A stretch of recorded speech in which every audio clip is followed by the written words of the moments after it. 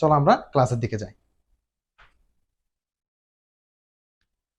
আচ্ছা, প্রথম অধ্যায় হচ্ছে আমাদের উন্নতর জীবনধারা। দেখো, শুরুতে যে প্রশ্নটা আসছে সেটা কি বলছে, সুক্রোজের উৎস কোনটি? দেখো, সুক্রোজ বলতে কি বুঝি আমরা? সুক্রোজ বলতে আমরা বুঝি চিনি। কি বুঝি? চিনি। তো সুক্রোজটা কোন জায়গা থেকে আসতেছে? সুক্রোজ আসতেছে মূলত গ্লুকোজ গ্লুকোজ এবং ফ্রুক্টোজের সমন্বয়ে তোমার কি হয়, সুক্রোজটা তৈরি হয়। এবং এই সুক্রোজ মানে কি তোমার চিনি। এখন তার প্রধান উৎস কি হইতে পারে? দেখো, আমরা চিনিটা কোন জায়গা থেকে পাই? তোমরা সকলেই জানো আমরা আখ থেকে কিন্তু কি পাই, চিনি পাই। যেমন দেখো, এখানে তোমার পেঁপে আছে, আপেল আছে, তরমুজ আছে। তো এগুলো থেকেও তুমি কি পাবা, মানে আমরা মিষ্টি পাই, তবে সেখানে পরিমাণটা খুবই কম বলে এটি প্রধান উৎস হিসেবে কাজ করে না। তাহলে আমার সুক্রোজের প্রধান উৎস কি? আখ। ঠিক আছে, এরপর আসো, মানুষের প্রধান খাদ্য কোনটি? দেখো, মানুষের প্রধান খাদ্য কোনটি? আমরা আমরা যেহেতু বাঙালি, আমরা সবাই বলি কি, আমরা মানে ভাত না খাইলে আমাদের কি করা কি চলে না, ভাত অবশ্যই খাইতে হয়। দেখো, ভাত হচ্ছে আমাদের একটি প্রধান খাদ্য। তো এই যে ভাত, রুটি, এই যে এগুলো আসে কোত্থেকে? এগুলো তোমার আসে শর্করা থেকে। এগুলো হচ্ছে আমার প্রধান খাদ্য। কি আমাদের শর্করা থেকে আমরা প্রধান খাদ্য সমূহ পাই। এরপর আসো, আমাদের বলছে কোনটি স্টার্চের প্রধান উৎস? কোনটি স্টার্চের প্রধান উৎস? এই স্টার্চ হচ্ছে শর্করার একটি অংশ। কি অংশ? শর্করার একটি অংশ। তো শর্করার মধ্যে আমরা কোন কোন খাদ্যগুলো পেয়ে থাকি? যেমন দেখো, ধান, গম, ভুট্টা, আলু, এই সকল খাদ্যসমূহ আমরা কোত্থেকে পাই? শর্করা থেকে পাই। ঠিক আছে, তাহলে কি হবে এখানে? দেখো, ধান হচ্ছে আমাদের স্টার্চের প্রধান উৎস। ওকে, এরপর আসো, আমিষের মধ্যে কোন পদার্থগুলো থাকে? আমিষের মধ্যে কি থাকে? প্রথমে তোমাকে জানতে হবে আমিষের মধ্যে কি থাকে। আমিষের মধ্যে তোমার অ্যামিনো অ্যাসিড থাকে। কি থাকে? অ্যামিনো অ্যাসিডটা থাকে। ঠিক আছে, এখন আরেকটা ইনফরমেশন তোমাদেরকে দিয়ে রাখি। এই যে আমিষ থেকে আমরা কি পাই? আমিষ থেকে আমরা প্রোটিন পাই। কি পাই? আমিষ থেকে আমরা প্রোটিন পাই। এবং এই প্রোটিন আমাদের দেহে কি করে? আমাদেরকে দেহ গঠন করতে সাহায্য করে। কি করে? দেহ গঠন করতে সাহায্য করে এবং বিভিন্ন শরীরের ক্ষয় রোধ করে। ঠিক আছে, এখন আসলে আমার প্রশ্ন কি করছে যে আমিষের মধ্যে কোন পদার্থগুলো থাকে? তো এই যে অ্যামিনো অ্যাসিডটা হচ্ছে কি আমিষের প্রধান অংশ। তো এই অ্যামিনো অ্যাসিডের মধ্যে কি থাকে? তোমার কার্বন থাকবে, নাইট্রোজেন থাকবে, অক্সিজেন থাকবে, হাইড্রোজেন থাকবে, অনেক সময় সালফারও বিদ্যমান থাকে। অর্থাৎ আমিষের মধ্যে সালফারও বিদ্যমান থাকে। ঠিক আছে, তাহলে এই চারটা অপশন থেকে পদার্থ থেকে আমাদের কোনটির সাথে মিলে? দেখো একটু, এখানে কার্বন আছে, হাইড্রোজেন, অক্সিজেন, সালফার, তাহলে এটা হবে না। তারপর তোমার কার্বন, হাইড্রোজেন, অক্সিজেন, ফসফরাস, তাও হবে না। কার্বন, হাইড্রোজেন, নাইট্রোজেন, পটাশিয়াম, তাও হবে না। অর্থাৎ কার্বন, হাইড্রোজেন, অক্সিজেন, নাইট্রোজেন বিদ্যমান। এরপর দেখো, প্রাণী দেহের শুষ্ক ওজনে প্রায় শতকরা কত ভাগ প্রোটিন? আমাদের শরীরে বেশিরভাগই তোমার প্রায় 50% হচ্ছে, অর্থাৎ 50 থেকে প্রায় 56-57% আমাদের কি থাকে? প্রোটিন বিদ্যমান থাকে। ভিটামিন সি এর কাজ কি? এই যে ভিটামিন সি এর কাজটা কি? ভিটামিন সি এর কাজ হচ্ছে তোমার দেহের রোগ প্রতিরোধ ক্ষমতা বৃদ্ধি করবে। তারপর হচ্ছে তোমার দেহের হাড় শক্ত করবে এবং হাড়, মাড়ি, এই অংশগুলো তোমাকে শক্ত করতে সাহায্য করে। বিশেষ করে রোগ প্রতিরোধ ক্ষমতা বৃদ্ধি করে। যেমন আমরা লেবু, কমলা এসব থেকে আমরা কি পাই? ভিটামিন সি পেয়ে থাকি। ঠিক আছে, তাহলে রোগ প্রতিরোধ ক্ষমতা বৃদ্ধি করে। আচ্ছা, এবার দেখো, কোন ভিটামিন রক্তে জমাট বাঁধায়? একমাত্র একটা ভিটামিনই আছে যা হচ্ছে আমাদের শরীরে রক্তে রক্ত জমাট বাঁধায়। কে? Vitamin K. এরপর আসো, সুস্থ মানসিক বিকাশের জন্য কোনটি প্রয়োজন? দেখো, একজন মানুষ যদি সুস্থ মন মাইন্ড না থাকে তাহলে সে কখনো কাজ করতে পারে না। তার মস্তিষ্কে বিভিন্ন ধরনের সমস্যা দেখা দিতে পারে। এমন অবস্থায় আমার কি প্রয়োজন? আমার অবশ্যই ওই ব্যক্তির ভিটামিন প্রয়োজন। ভিটামিন না থাকলে সে কখনো ওই সুস্থ মন মানসিকতার হতে ঠিকভাবে কাজ করতে পারে না। তাহলে আমার কি প্রয়োজন? ভিটামিন প্রয়োজন। এবং একটা ইনফরমেশন দিয়ে রাখি, সেখানে তোমার কোন ভিটামিন? ভিটামিন বি1 প্রয়োজন। ভিটামিন বি1 প্রয়োজন। ঠিক আছে, এরপর আসো, তোমার কোনটিতে ভিটামিন এ পাওয়া যায়, মানে কোন খাদ্যে তুমি ভিটামিন এ পাবা? দেখো তুমি লাল শাক, ঠিক আছে, গাজর, দুধ, এই যে এগুলোর মধ্যে তুমি সাধারণত কি পাবা? ভিটামিন এ পাবা। দেখো আমার এখানের মধ্যে কোনটি মিলে, দেখো লাল শাকেরটা এবং ঢেঁড়সের মধ্যে তোমার কি থাকে? ভিটামিন এ বিদ্যমান থাকে। এরপর আসো, ভিটামিন এ এর অভাবে কোন রোগ হয়? এই যে একটু আগে ভিটামিন এর কিছু খাদ্য বললাম, তো এই খাদ্যগুলো তোমার শরীরে যদি ঘাটতি থাকে, অর্থাৎ ভিটামিন এ পরিমাণ যদি ঘাটতি থাকে, তাহলে তোমার কি রোগ হইতে পারে? দেখো ভিটামিন এ এর অভাবে তোমার চোখের একটি সমস্যা দেখা দেবে, সেটার নাম কি? তোমার রাতকানা। কি হয়? রাতকানা। আরো একটি সমস্যা দেখা যাচ্ছে, আরেকটু বলা হয় তুমি জেরফথ্যালমিয়া। কি? জেরফথ্যালমিয়া সমস্যা দেখা দিবে। ঠিক আছে, তাহলে এখানে কি আছে? আমার রাতকানা আছে। এরপর আসো, সেম প্রশ্ন, জেরফথ্যালমিয়া কিসের অভাবজনিত রোগ? নিশ্চয় তোমরা বুঝে গেছো, ভিটামিন এ এর অভাবে আমার জেরফথ্যালমিয়া রোগ হয়। এরপর আসো, মানব ত্বকে অতিবেগুনি রশ্মি দ্বারা কোন ভিটামিন তৈরি হয়? দেখো এই অতিবেগুনি রশ্মিটা কি? আমরা যখন ছোটবেলায় তোমরা দেখতে পাবা নতুন নব্য জন্মগ্রহণকৃত বাচ্চাদেরকে রোদের মধ্যে কি দেওয়া হয়? রোদের মধ্যে নেওয়া হয়। কেন? দেখো এই রোদের মধ্যে যে রোদের রশ্মিটা আসে, সেখানে অতিবেগুনি রশ্মি বিদ্যমান। এখন এই রশ্মির মধ্যে তোমার কোন ভিটামিনটা বিদ্যমান আছে? ভিটামিন ডি, তোমরা জানো। আচ্ছা, দেখো খনিজ পদার্থের মধ্যে দেহে কোনটির পরিমাণ সবচেয়ে বেশি? এখন তো খনিজ পদার্থ কি? খনিজ পদার্থটা কি? খনিজ পদার্থ হচ্ছে কি, যে সকল পদার্থ সমূহ একজন প্রাণী দেহের গঠন এবং স্বাভাবিক কাজের জন্য প্রয়োজন, সেগুলো তোমার কি বলা হয়? খনিজ পদার্থ বলা হয়। এখন দেখো খনিজ পদার্থগুলোর মধ্যে কোনটির পরিমাণ বেশি? আগে আমরা দেখি খনিজ পদার্থগুলো কি কি। দেখো খনিজ পদার্থগুলো সমূহ হলো তোমার আয়রন, ক্যালসিয়াম, সোডিয়াম, আয়োডিন এবং ফসফরাস। আয়োডিন এবং ফসফরাস। তার মধ্যে এই ক্যালসিয়ামের পরিমাণটা হচ্ছে তোমার সবচেয়ে কি বেশি? ক্যালসিয়ামের পরিমাণ সবচেয়ে বেশি। কখনো যদি তুমি তোমার অপশনের মধ্যে এই ক্যালসিয়াম অপশনটা না দেখো, তবে পরবর্তীতে তুমি সেকেন্ডলি কোনটি দেখাবা? ফসফরাস, দ্বিতীয়ত। ঠিক আছে, এটা কি হবে তোমার দ্বিতীয়ত। অর্থাৎ খনিজ পদার্থের মধ্যে দেহের কোনটির পরিমাণ সবচেয়ে বেশি? আমরা জানি কি ক্যালসিয়াম। যদি ক্যালসিয়াম থাকে তাহলে ক্যালসিয়াম আনসার দিব, শেষ। যদি ক্যালসিয়াম আনসার না তাহলে কি দিব? ফসফরাস দিব। ঠিক আছে, ওকে। এরপর আসো, কোন খনিজ পদার্থটি হিমোগ্লোবিন গঠনে সহায়তা করে? দেখো হিমোগ্লোবিন হচ্ছে তোমার আরবিসির একটি প্রোটিন। কার? আরবিসি। তো কোন খনিজ পদার্থটি হিমোগ্লোবিন গঠনে সহায়তা করে? সেটা হচ্ছে তোমার কি? লৌহ বা আয়রন। লৌহ বা আয়রন। দেখো এই হিমোগ্লোবিনের আরেকটা এক্সটেনশন হচ্ছে, এই হিমোগ্লোবিন কি করে? এই হিমোগ্লোবিন আমাদের অক্সিজেন পরিবহনে সহায়তা করে। কি করে? অক্সিজেন পরিবহনে সহায়তা করে। সেকেন্ডলি, এটা হচ্ছে তোমার এই হিমোগ্লোবিন প্রোটিনটা তোমার আরবিসির মধ্যে বিদ্যমান থাকায়, আরবিসি মানে হচ্ছে তোমার লোহিত রক্তকণিকা। ঠিক আছে, তাহলে তার মধ্যে বিদ্যমান থাকায় সেটি কি হয়? রক্ত লাল হয়। রক্ত কি হয়? রক্ত লাল হয়। ঠিক আছে, তাহলে কোন খনিজ পদার্থ হিমোগ্লোবিন গঠনে সাহায্য করে? লৌহ বা আয়রন। আমরা সাধারণত বলি যে আমার আয়রনের ঘাটতি রয়েছে, এই ঘাটতি রয়েছে, তাহলে সেটা কিসের ঘাটতি? আসলে মূলত লৌহ বা আয়রন। ওকে, রক্ত হিমোগ্লোবিন তৈরি করে কোনটি? তুমি একটু আগে কিন্তু দেখছো, একটু আগে তুমি দেখছো কি খনিজ পদার্থগুলো হিমোগ্লোবিন। কোন খনিজ পদার্থগুলো আমি কি লিখছিলাম? এই যে iron, calcium, sodium, iodine, phosphorus. ঠিক আছে, তাহলে রক্ত হিমোগ্লোবিন তৈরি করে কোনটি? খনিজ পদার্থ বা খনিজ লবণ সমূহ তোমার কি করে? হিমোগ্লোবিন তৈরি করে। এরপর আসো, নিচের কোনটির অভাবে বয়স্ক মহিলাদের অস্টিওমেলসিয়া রোগ হয়? কিসের অভাবে? কিসের অভাবে অস্টিওমেলসিয়া রোগ হয়? ক্যালসিয়ামের অভাবে আমাদের অস্টিওমেলসিয়া রোগ হয়। তারপর অ্যাসিডোসিস রোগ। অ্যাসিডোসিস রোগটা তোমার কিসের কারণে হয়? পানির অভাবের কারণে হয়। কিসের কারণে হয়? পানির অভাবের কারণে হয়। দেখো একজন মানুষের দৈনিক 2 থেকে 3 লিটার কি খেতে হবে?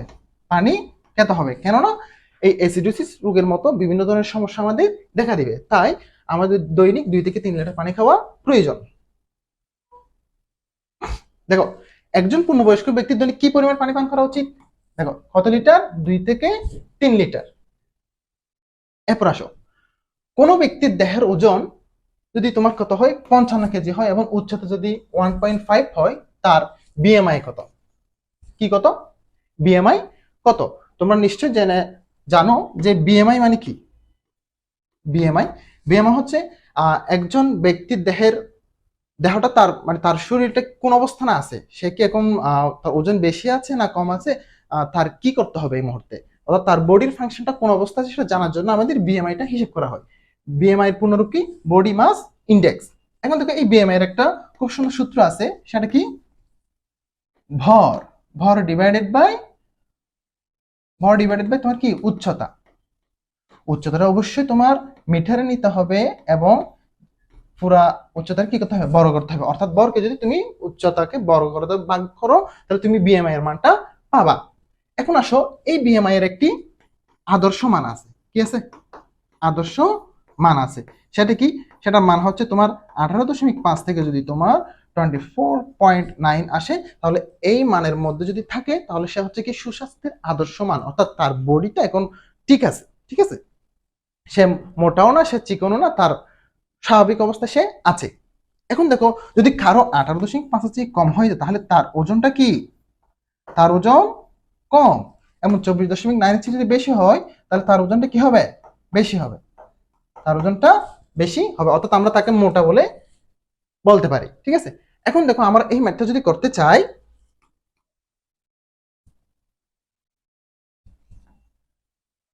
দেখো আমাদের কি দিয়েছে, তোমার ভর দিয়ে দিয়েছে। আমার সূত্র কি জানি? বিএমআই। বিএমআই সমান আমার ভর কত? 55 কেজি এবং উচ্চতা কত? 1.5। 1.5 কে বড় করতে হবে। তাহলে এটা যদি আমরা হিসাব করি তাহলে আমাদের কত আসবে?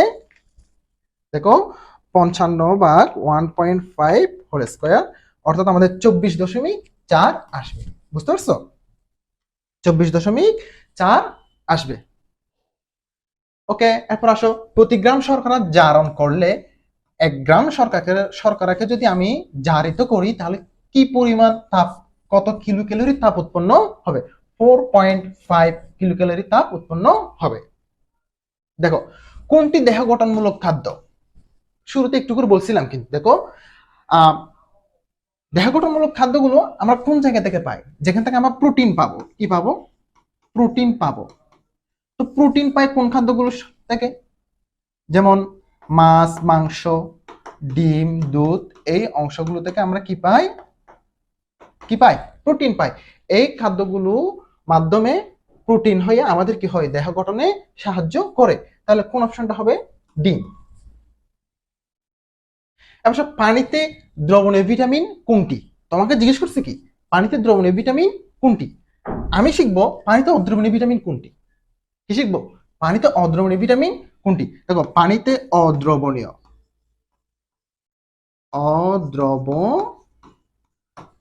পানিতে অদ্রবণীয় ভিটামিন কোনগুলো? এ, ডি, ই, কে। এই 4টি ভিটামিন হচ্ছে পানিতে অদ্রবণীয়। আমরা শর্টকাট একসাথে কি মনে রাখতে পারি? আদেক বাই। কোন বাই? আদেক বাই পানিতে অদ্রবণীয়। তাহলে এখন দেখো, আমরা অপশন টেস্ট করে আমরা আনসারটা বের করব। পানিতে দ্রবণীয় ভিটামিন কোনটি? তাহলে অপশন যদি এগুলো থাকে তাহলে সেগুলো তো অদ্রবণীয়। এখন দেখো তো, কে অদ্রবণীয়, ই অদ্রবণীয়, তোমার এ অদ্রবণীয়, তাহলে বি হচ্ছে কি পানিতে দ্রবণীয়। তাহলে তুমি এই একটা জিনিস যদি মনে রাখো তাহলে খুব সহজে কোনটি দ্রবণীয় বের করতে পারবা। ওকে, এখন তো কোনটি সেলুলোজের অংশ? কোনটি সেলুলোজের অংশ? সেলুলোজ হচ্ছে তোমার কোষ প্রাচীর হিসেবে থাকে। তো এটা কোথায় থাকে? বেশিরভাগ তোমার থাকবে কাঠ, তুলা, তারপর হচ্ছে তোমার এই যে সবুজ শাকসবজির মধ্যে। কোথায়?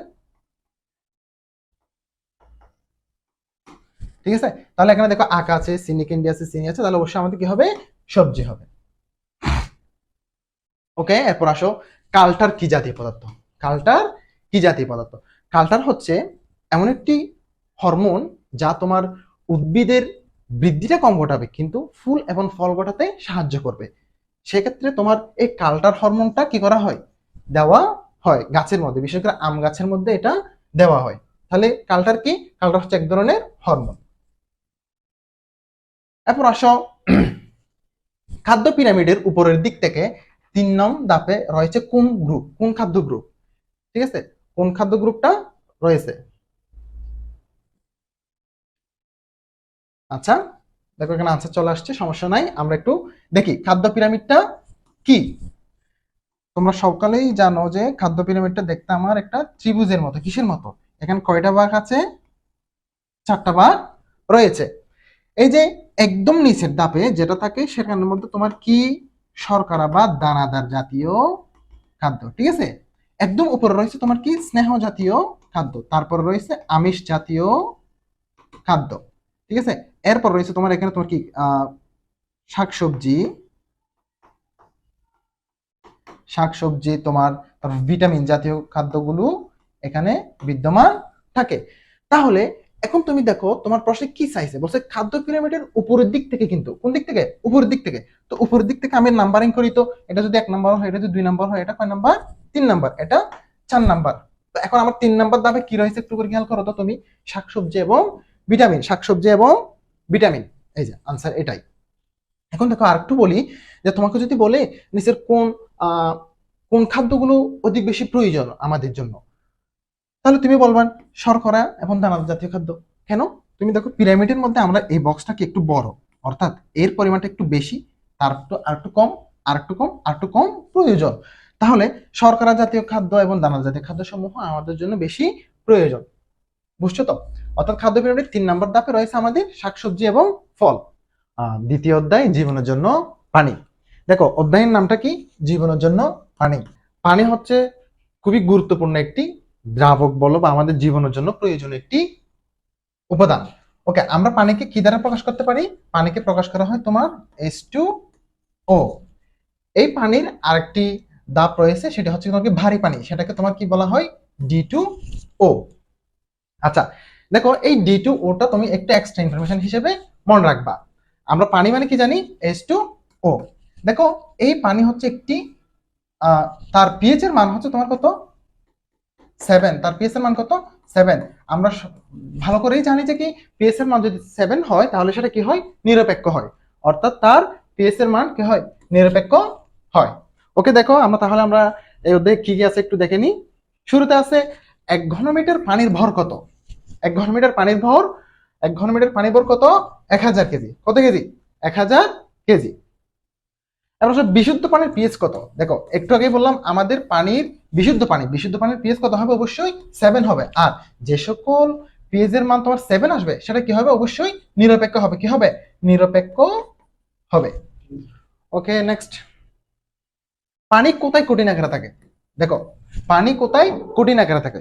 দেখো পানি আমরা বরফ আকারেও দেখতে পাই, তরল আকারে দেখতে পাই এবং বাষ্প আকারেও আমরা দেখতে পাই। দেখো এই যে পানি, পানি আমরা কি বলছিলাম? H2O। এখানে কি থাকে? হাইড্রোজেন থাকে এবং অক্সিজেন থাকে।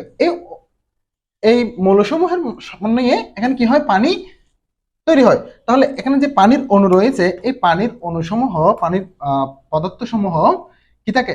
যদি দূরে দূরে অবস্থান করে, ধরো এখানে একটা, এখানে একটা, এখানে একটা, এখানে একটা, একটা, এভাবে যদি দূরে দূরে অবস্থান করে তাহলে তাদের এই যে আকর্ষণের পরিমাণটা কিটা হয়? কম হয়। আকর্ষণের পরিমাণটা কম হয়, ফলে আমরা তখন বুঝতে পারি সেটা তরল অবস্থায় থাকে। যদি আকর্ষণ আরো কম হয় তবে সেটা কি হবে? বাষ্পীয় হবে। যদি আমি দেখতে পারি কি যে অণু, তাদের এই অণু কণাসমূহ একদম খুব কাছে কাছে, আন্তঃআণবিক আকর্ষণ বলটা খুবই কম, তবে সেক্ষেত্রে সেটা কি হবে? কঠিন হবে। যেমন তুমি একটা বরফের টুকরো যদি দেখো, তবে সেখানের মধ্যে তার আন্তঃআণবিক আকর্ষণ বলটা অনেক কম, অনেক কম। এবং তার যদি দূরে দূরে থাকে তবে সেক্ষেত্রে এখানে যার বরফের মধ্যে আন্তঃআণবিক আকর্ষণ বলটা বেশি থাকবে, কেননা তার অণুসমূহ, কণাসমূহ খুব কাছাকাছি অবস্থান করবে। আকর্ষণের পরিমাণ বেশি বলে সেটা খুব কাছে চলে আসছে। ওকে, তাহলে দেখো পানি কোথায় কঠিন আকারে থাকবে? তুমি চিন্তা করে দেখো, নদীতে পানি কি কঠিন আকারে থাকবে? নদীতে পানি তরল অবস্থায় থাকে, এবং সমুদ্রের পানি সেম, মাটির তলদেশেও সেম। দেখো আমরা মাটির নিচ থেকে কি তুলি? পানি তুলি। সুতরাং আমাদের কঠিন আকারে কোনটা হবে? কঠিন আকার আমাদের হিমাবাহ হবে। কোথায় হবে? হিমাবাহের মধ্যে বরফ আকারে থাকে বলে সেখানে পানি কঠিন আকারে থাকবে। ওকে, পর আসো, কোথাকার পানিকে মেরিন ওয়াটার বলা হয়? তুমি প্রশ্ন দেখেই বোঝা যাচ্ছে যে এখানে কাকে মিন করতেছে। দেখো আমরা মেরিন ড্রাইভ বলা হয়, আমরা বেশিরভাগ সময় কি বলি? মেরিন ড্রাইভে যাই। তাহলে মেরিন ড্রাইভ মানে কি? অবশ্যই আমরা কোথায় যাই? মেরিন ড্রাইভ মানে আমরা সমুদ্রে দিক দিয়ে যায় তাহলে অর্থাৎ কি হবে, মেরিন ড্রাইভ ওয়াটার মানে আমাদের কি বলা হয়, সমুদ্র বলা হয়। ওকে, এরপর দেখো নিচের কোনটি শুধু পানিতে জন্মায়, নিচের কোনটি শুধু পানিতে জন্মায়। দেখো এই যে সিংহারা, এই সিংহারা একটি ভাসমান পানির মধ্যে কি জলজ উদ্ভিদ, এটা হচ্ছে তোমার কোথায় জন্মে, পানিতে জন্মে। তারপর জলজ প্রাণীদের বেঁচে থাকার জন্য 10 লিটার পানিতে কমপক্ষে কত মিলিগ্রাম অক্সিজেন প্রয়োজন, কত মিলিগ্রাম অক্সিজেন প্রয়োজন। আমরা সকলে জানি 1 লিটারের মধ্যে তোমার 5 mg অক্সিজেন প্রয়োজন হয়। তাহলে 10 লিটারের জন্য কত হবে, খুব সিম্পল আমরা বের করতে পারি 5 × 10 অর্থাৎ 50 mg অক্সিজেন প্রয়োজন হয়। কি হবে, 50 mg অক্সিজেন প্রয়োজন।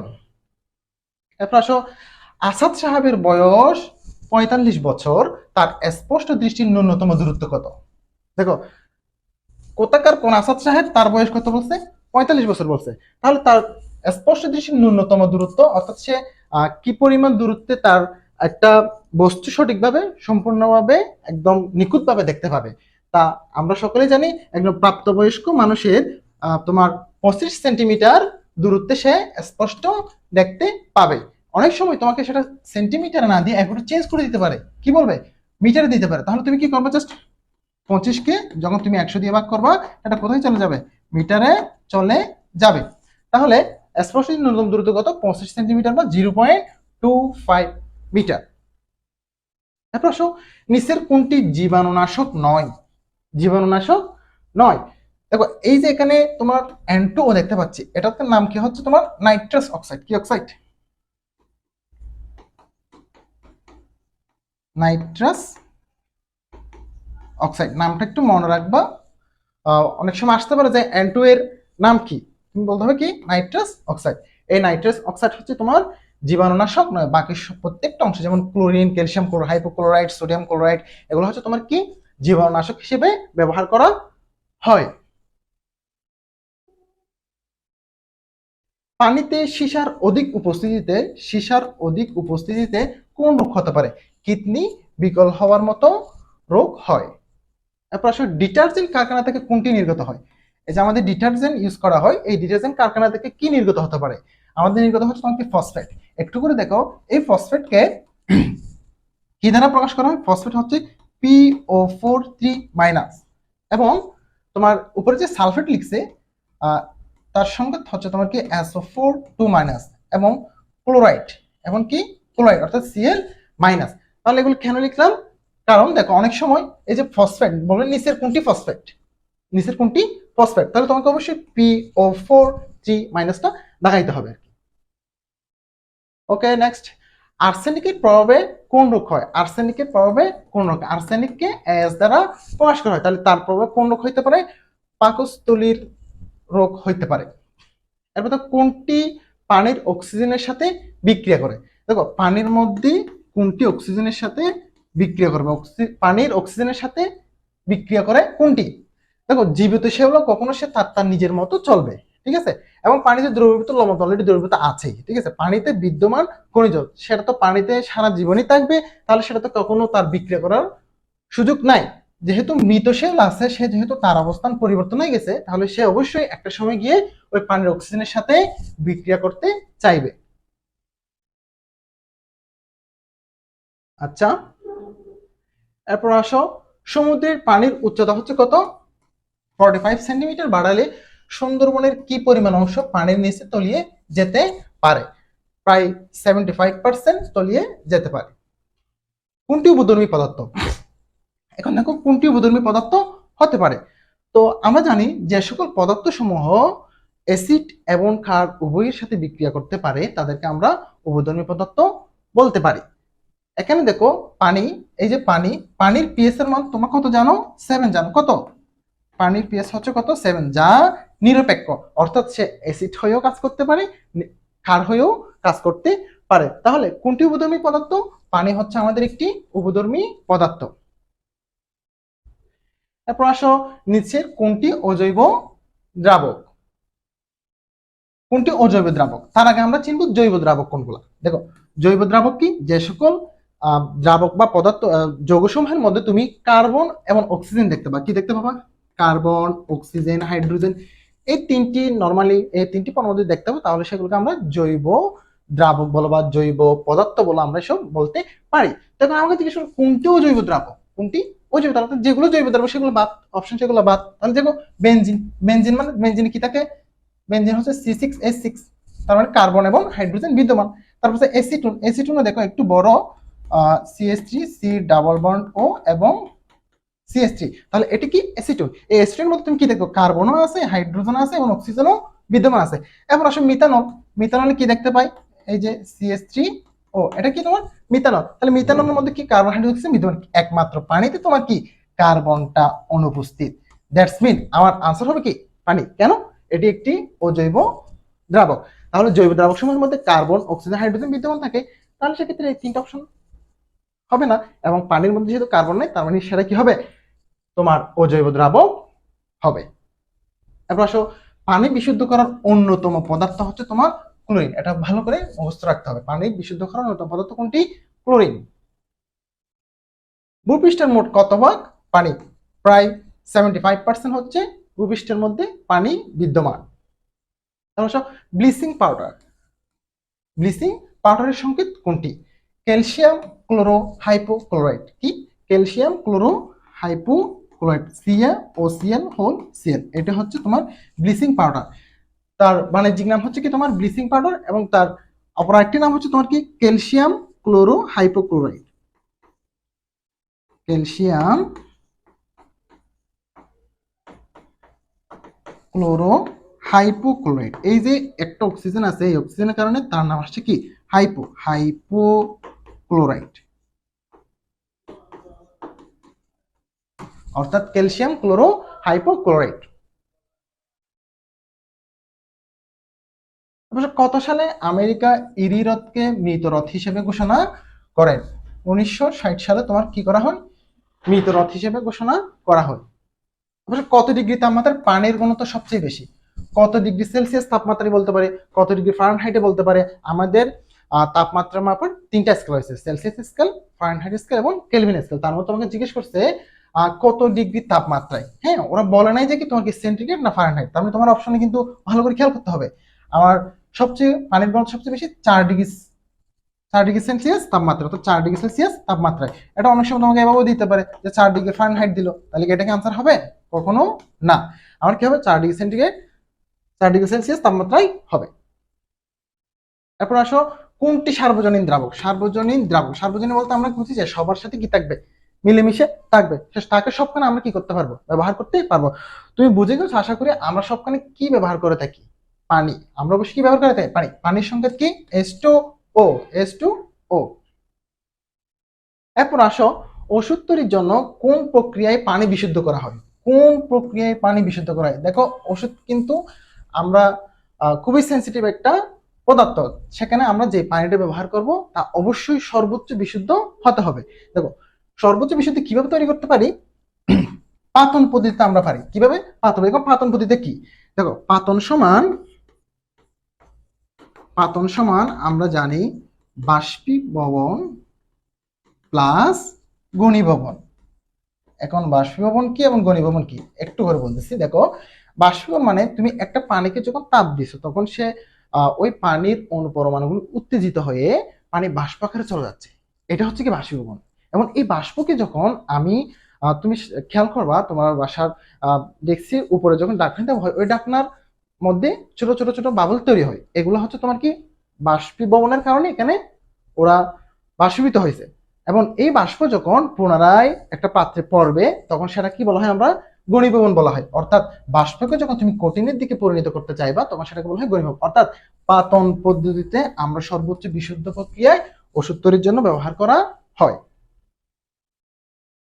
অবশ্য মানব দেহে শতকরা কত ভাগ পানি? প্রায় 65 থেকে 75 ভাগ পানি থাকে। নিচের কোনটি সোডিয়াম হাইপোক্লোরাইড? একটু আগে তোমাদের বলছিলাম যে হাইপো বলতে কি, এখানে আমাদের হাইপো বলতে একটা অক্সিজেনকে বোঝানো হয়। কাকে বোঝানো হয়? অক্সিজেনকে বোঝায়। তুমি সোডিয়াম মানে জানো, সোডিয়াম মানে কি Na, এবং ক্লোরাইড মানে তুমি কি জানো Cl মাইনাস, এবং এটা সোডিয়াম প্লাস দাও। তাহলে সেক্ষেত্রে এই সোডিয়াম, অক্সিজেন, ক্লোরিন মিলে তুমি কোনটি দেখতে পাচ্ছ? এই যে সোডিয়াম ও Cl, সোডিয়াম ও Cl, অর্থাৎ সোডিয়াম হাইপোক্লোরাইড। এরপর আসো, বাসা বাড়িতে পানি বিশুদ্ধ করার সহজ ও সাশ্রয়ী প্রক্রিয়া কোনটি? দেখো, বাসা বাড়িতে তুমি কোনো এখানে কেমিক্যাল ইউজ করতে পারবে না, তুমি এখানে ক্লোরিন ইউজ করতে পারবে না, তুমি যাবতীয় যেভাবে আমরা পানি বিশুদ্ধ করতে পারি ঠিক সেভাবে তুমি পারো না। তুমি নর্মালি কি করো, আমরা পানিকে সিদ্ধ করি, কি করি, পানিকে সেদ্ধ করি, সেদ্ধ করার পর সেটা বাষ্প হয়ে যখন উঠতে থাকে, যখন বেশ কিছু বাষ্প আমরা দেখতে পাই, আমরা মনে করি কি এই পানি এই মুহূর্তে সর্বোচ্চ বিশুদ্ধ অবস্থায় আছে বাসা বাড়ির মধ্যে। তাহলে আমরা কি করতে পারি, সেটাকে আমরা ফুটাই। আমরা কি পানি কি করি, ফুটাই। অর্থাৎ আমরা স্ফুটন পদ্ধতিতে আমরা কি করব, বাসা বাড়িতে পানি বিশুদ্ধ করার জন্য সবচেয়ে সহজ ও সাশ্রয়ী প্রক্রিয়া হচ্ছে কোনটি, স্ফুটন পদ্ধতি। অর্থাৎ আমরা তাই করি, তাপ দিয়ে তাকে ফুটাই, সেটাকে বলা হয় তোমার কি, স্ফুটন পদ্ধতি। এরপর আসো আমাদের অধ্যায় নাম্বার 3, হৃদযন্ত্রের যত কথা। চলো আমরা কথাগুলো শুনে আসি। ওকে, কোনটি ফেগোসাইটোসিস প্রক্রিয়ায় জীবাণু ভক্ষণ করে? অনেকগুলো উদাহরণ অপশন রয়েছে, ব্যাসোফিল, নিউট্রোফিল, ইউসিনোফিল, লেসিথিন। ওকে, এখন দেখো ফেগোসাইটোসিস প্রক্রিয়া জীবাণু ভক্ষণ করে। এই ফেগোসাইটোসিসটা কোন জায়গা থেকে আসছে? আমাদের দেহের মধ্যে 3 ধরনের রক্তকণিকা রয়েছে। কি কি রয়েছে? লোহিত রক্তকণিকা, শ্বেত রক্তকণিকা, অনুচক্রিকা। তার মধ্যে এই যে শ্বেত রক্তকণিকার মধ্যে ফেগোসাইটোসিস প্রক্রিয়া জীবাণুটা ভক্ষণ করা হয়। এই ফেগোসাইটোসিস আবার 2 প্রকার, গ্রানুলোসাইট, এগ্রানুলোসাইট। এবং গ্রানুলোসাইটের মধ্যে তোমার রয়েছে ব্যাসোফিল, নিউট্রোফিল, ইউসিনোফিল এসমূহ রয়েছে। এখন দেখো ফেগোসাইটোসিস প্রক্রিয়া জীবাণু ভক্ষণ করতে কোনটি সাহায্য করে? আমাদের এই নিউট্রোফিলটা আমাদের ফেগোসাইটোসিস প্রক্রিয়া জীবাণু ভক্ষণ করে। এরপর আসো, পূর্ণবয়স্ক মানুষের দেহের মোট ওজনের কত ভাগ রক্ত? আমাদের 8% হচ্ছে কি, আমাদের শরীরের 8% হচ্ছে কি রক্ত। মানুষের রক্তরস, এই যে রক্তরসের প্রধান, রক্তরস বলতে আমরা প্লাজমাকে বলা হয় এখানে, তার প্রায় কত ভাগ পানি? প্রায় 90% কি থাকবে, আমাদের বেশিরভাগ পানি থাকে। তারপর প্রতি 100 ml রক্তে লোহের পরিমাণটা কত? লোহের পরিমাণটা হচ্ছে প্রায় 50 mg বা মিলিগ্রাম। এটা মুখস্থ করে রাখবা, প্রতি 100 ml রক্তে লোহের পরিমাণ হচ্ছে প্রায় 50 mg। এরপর নিচের কোনটি রক্তরসের প্রোটিন উপাদান? রক্তরসের মধ্যে প্রোটিন উপাদান হিসেবে কোনটি বিদ্যমান থাকে? গ্লোবিউলিন। কি থাকে? গ্লোবিউলিন। একটু এক্সট্রা ইনফরমেশন নিয়ে রাখো যে এই গ্লোবিউলিনটা কি, এই গ্লোবিউলিনটা হচ্ছে কোথায় পাওয়া যায়? এটা আমরা সাধারণত ডিমের যে কুসুম আছে সেই কুসুমের মধ্যে তোমার কি থাকে? গ্লোবিউলিন থাকে। অর্থাৎ এটি এক ধরনের প্রোটিন। ঠিক কি? প্রোটিন। দেখো তোমরা ডিমের মধ্যে কিন্তু আমরা কি পাই? প্রোটিন পাই।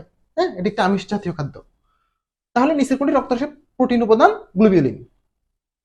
এরপর আসো, কোনটিতে লোহিত রক্তকণিকা সঞ্চিত থাকে? আমাদের সাথে যে প্লেহা আছে এই প্লেহার মধ্যেই লোহিত রক্তকণিকা সঞ্চিত থাকে। দেখো মানুষের ধমনীর রক্তে পিএইচ এর মান কত? একটু করে বুঝো, মানুষের ধমনীর রক্তে পিএইচ এর মানটা কত? এই যে আমাদের রক্ত যে ধমনী দিয়ে যায়, হ্যাঁ, এখানে অক্সিজেন সমৃদ্ধ রক্ত প্রবাহিত হয়। তো আমাদের রক্ত কি হয়? আমাদের রক্ত ক্ষারীয় হয়। আমাদের রক্ত কি হয়? ক্ষারীয় হয়ে থাকে। এখন তুমি দেখো পিএইচ স্কেল কি? পিএইচ স্কেল হচ্ছে তোমার, এই যে একটা ধরো পিএইচ স্কেল, এই জায়গা হচ্ছে তোমার কি নিরপেক্ষ। এটা কি? নিরপেক্ষ। যদি আমি বাম দিক থেকে আসি, বামে আসি, তাহলে সেটা কি হয়ে যাবে? আস্তে আস্তে অম্লীয় হবে। কি হবে? অম্লীয় হবে। এবং ডান দিকে যদি যায় 7 থেকে বেশি হয়, তবে সেটা কি হয়? ক্ষারীয় হয়। ক্ষারীয় হয়। এখন তুমি দেখো, আমি বলছি আমাদের রক্ত কি হয়? ক্ষারীয় হয়। বিষয়টা কি বুঝতেছো? আমি কিন্তু অপশনে যাই না এখনো। মানুষের ধমনীর রক্তে পিএইচ এর মান কত? আমাদের ধমনীর মধ্যে যে রক্ত থাকে সেটা কি? ক্ষারীয়। তো ক্ষারীয় হলে কি হয়? 7 থেকে মান বেশি থাকবে, পিএইচ এর মান 7 থেকে বেশি থাকবে। তো 7 থেকে বেশি কি আছে দেখো? 7.4। 7 তো হবে না, কারণ সেটা নিরপেক্ষ। ঠিক আছে?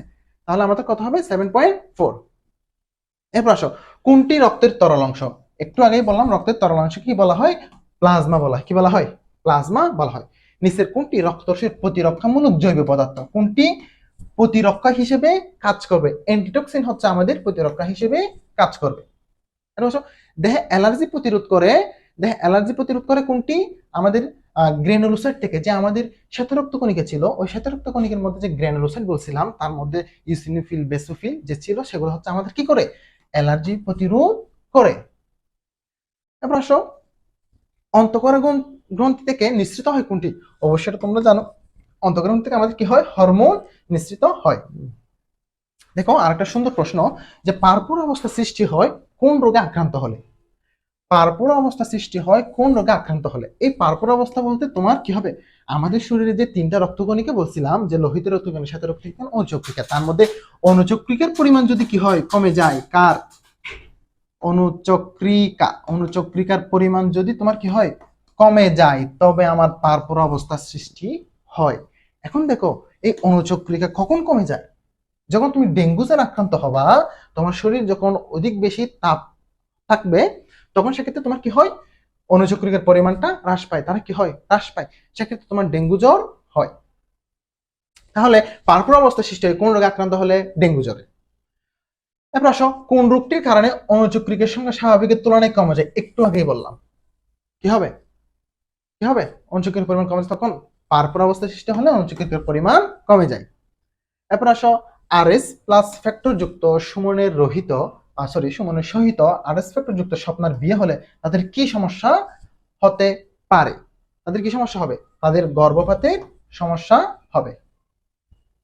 এখন আসো, আপাতকালীন সময়ে রক্ত সঞ্চালনের সময় দাতা ও গ্রহিতার গ্রুপ যদি তুমি জানা না থাকে, যে দিচ্ছে তারটা যদি না জানো, যে নিচ্ছে তারটাও যদি তুমি না জানো ইমার্জেন্সি অবস্থায়, তাও সেক্ষেত্রে কি করা হয়, ও গ্রুপ অর্থাৎ ও গ্রুপধারী রক্ত এবং আরএস নেগেটিভ রক্ত সঞ্চালন করা। আরএসটা হচ্ছে তোমার কি, এটা এক ধরনের ফ্যাক্টর, আরবিসির মধ্যে একটা ফ্যাক্টর, যেটা নেগেটিভ। নেগেটিভ মানে হচ্ছে তোমার কি, সেটার পরিমাণটা নাই বললেই চলে, সেক্ষেত্রে সেটা আমাদের নেওয়া শ্রেয়।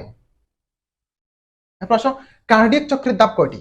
দেখো কার্ডিয়াক চক্র মানে হচ্ছে আমার শরীরে যে রক্ত আসা যাওয়া করতেছে, হ্যাঁ, এবং আমি যে অক্সিজেন নিচ্ছি, কার্বন ডাইঅক্সাইড যে বের হয়ে যাচ্ছে, এইগুলোর মধ্য দিয়ে আমাদের রক্তের মধ্যে যে চক্রটা হয় সেটাকে বলা হয় তোমার কি কার্ডিয়াক চক্র, তা হার্টের সাথে যুক্ত হয়ে যেই চক্রটা হয়। এখন দেখো সেটা ধাপ কয়টি, একটু করে তুমি খেয়াল করো।